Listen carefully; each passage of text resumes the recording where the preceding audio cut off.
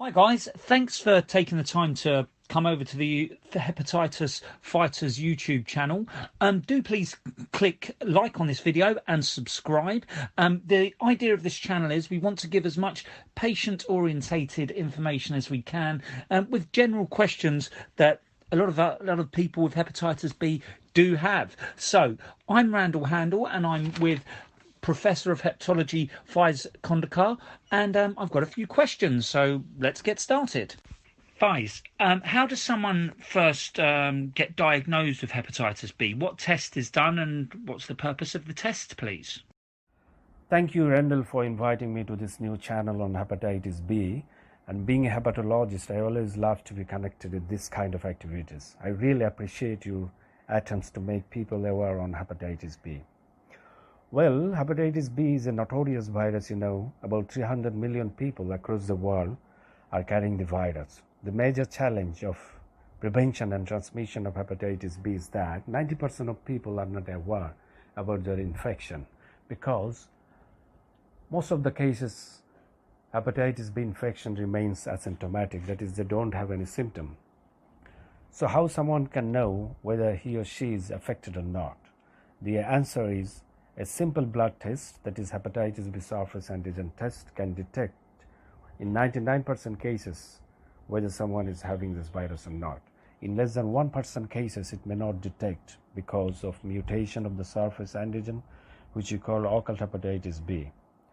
And I'm not going to details about it. We can talk on this issue in a separate video.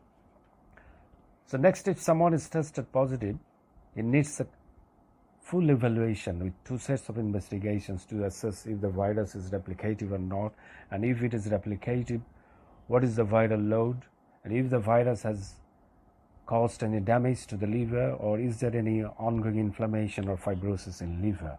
These informations are very important to decide on whether to initiate a viral treatment instantaneously or to keep the patient on follow-up. Now, what are the investigations? The first set of investigation are hepatitis B antigen, hepatitis B antibody, and most importantly hepatitis V virus DNA. And with this DNA test we can assess the viral loading, whether this is high or low load. And the second set of investigations are ALT, AST, ultrasound of hepatobiliary system, and fibroscan if possible. So these are the tests in a nutshell if need to be done if someone is tested positive for hepatitis B. Thank you. What test is done to indicate if somebody is in the acute stage or the chronic stage of hepatitis B? It's a good question. So to diagnose acute stage of hepatitis B, we depend more on clinical symptoms and history than investigations. So in clinical history, we ask whether there is any exposure, sexual exposure, or any exposure to contaminated blood within 6 months, or any needle prick, accidental needle prick within the past 6 months. This is one. And the second one is we ask for the symptoms, like as I have mentioned earlier, that whether he has got a lot of loss of appetite, body aches, nausea, and also jaundice. And if patient is very much symptomatic, then we take it for acute stage of hepatitis B. And yet we go for some investigations, like as firstly we do liver function tests to detect the liver injury, like ALT, AST, serum bilirubin, to detect the degree of jaundice. And in terms of the serological markers, we ask for the hepatitis B antigen and anti-HBe, sometimes hepatitis B DNA also. But most importantly, what we do here is the IgM antibody against the core antigen of hepatitis B. This is very much suggestive of acute hepatitis B, in contrast to the chronic hepatitis B, where we get the IgG, immunoglobulin G form of antibody against core antigen of hepatitis B. And for chronic hepatitis B, I have mentioned that in most of the chronic cases, patients do not have symptoms. Therefore, we need to solely depend on the investigation's result. So here also we do the serological tests. I have mentioned in reply to your first questions, here we do two sets of investigations like liver function, ALT, AST, serum bilirubin also, and then we do some imaging test, ultrasound. And in second set, that is the serological test, here we depend on the HBe antigen, also anti-HBe, hepatitis B virus, DNA load, and importantly anti-HBc IgG, that is the immunoglobulin G antibody against the core antigen. So this is how we detect acute and chronic hepatitis B. What is the difference between acute hepatitis B and chronic hepatitis B, please? Well, hepatitis B can cause two types of hepatitis, acute hepatitis B and chronic hepatitis B, as you have mentioned. So before telling the difference between acute hepatitis B and chronic hepatitis B, I would like to focus on what happens after the entry of the virus into our body. Following the entry of the virus in our body, an immune reaction starts, which ultimately accumulate different immune cells in our liver, and that result in destruction of numerous liver cells as well as the hepatitis B virus itself. And this reaction is known as inflammation, and which we call in medical term hepatitis. So this hepatitis or inflammation of the liver cells goes on for a couple of weeks and then subsides at some point of time. Liver, has got an amazing capacity to regenerate its cells. So the liver gets completely normal in few weeks. The virus, on the other hand, which induced the reaction, also get destroyed and completely cleared up from the body by 6 months of time. But this clearance doesn't happen in all cases. In adult, in 90 to 95% cases, the virus can be completely cleared up from the body by own immune mechanism. In rest 5 to 10% cases, in adult, the virus persists in liver cells even after 6 months. So the persistence of the virus after 6 months in liver or in body is known as chronic hepatitis B. But what happens in a newborn who born from a hepatitis B positive mother? The percentage of chronicity is different from that of adult. Here, in a newborn baby, in 90% cases, the virus cannot be cleared off by the weak immune system of the newborn. Therefore, 90% baby or newborn becomes chronic carrier of the virus, and only 10% can clear the virus from the body. Therefore, the mother-to-child transmission of hepatitis B is bad. So now, if you ask me what is the difference, so I would like to say that the acute hepatitis B is very much symptomatic. That is, the affected person develops nausea, vomiting, body aches, low-grade fever, intense loss of appetite, and most importantly, jaundice, that is yellow coloration of the sclera, mucous membrane, or also the body complexion can be yellowish. And this happens in about 50 to 70% cases, these symptoms developed. So this is very much symptomatic.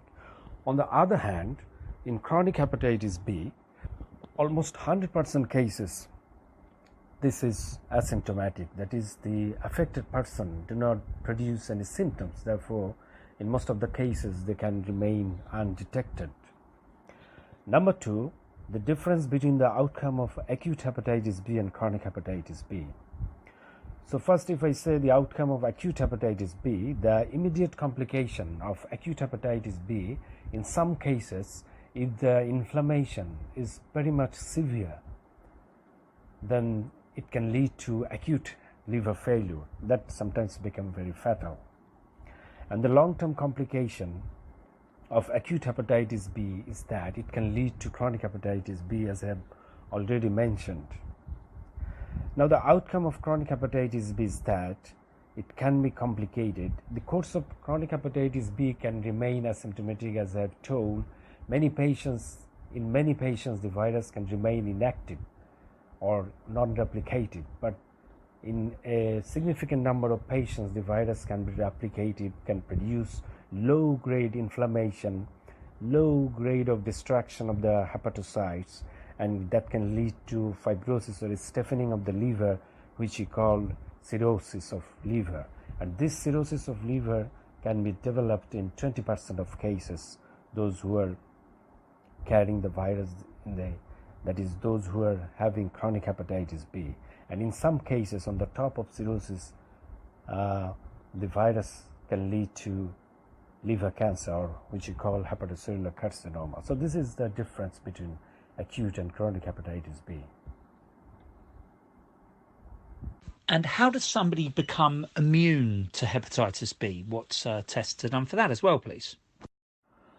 Well, how someone becomes immune to hepatitis B infection, or what is the test to detect whether someone is immune or not? It's also good questions, very much relevant to the topic. If someone, there are two ways by which one can become immune to hepatitis B. One is the natural way, that is, after suffering from acute hepatitis B, as I mentioned earlier, that 90% adult can clear the virus by his own immune mechanism from his body. So this is the way by which one can naturally become immune. So following the acute infection, if the SBSAG is cleared from the body, in rest of his life he develops antibody against hepatitis B, and he becomes naturally immune. He or she doesn't require any extra vaccination for the protection against hepatitis B. And another way is known as artificial way, where we advise hepatitis V vaccine. So hepatitis V vaccine is a very effective vaccine found everywhere, and it is said that it can 80 to 90% cases it can give the immunity necessary to prevent the transmission of the virus.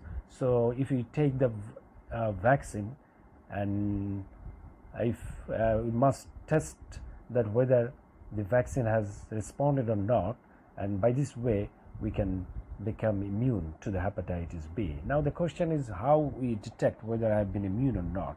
The test is anti-HBs titer, that is antibody against hepatitis B surface antigen titer.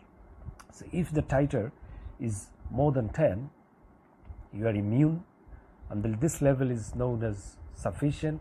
But if it is more than 100 or more, then you are adequately immune. So that is, it's pretty good to have titer more than 100 in your body following a vaccination.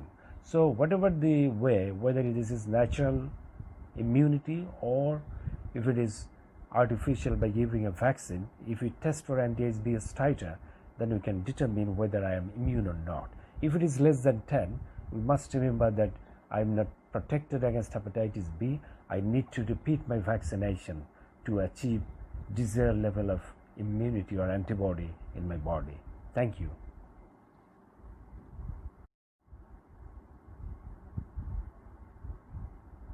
Thank you, Faiz, for giving us that useful information. Yes, that's really, really helpful.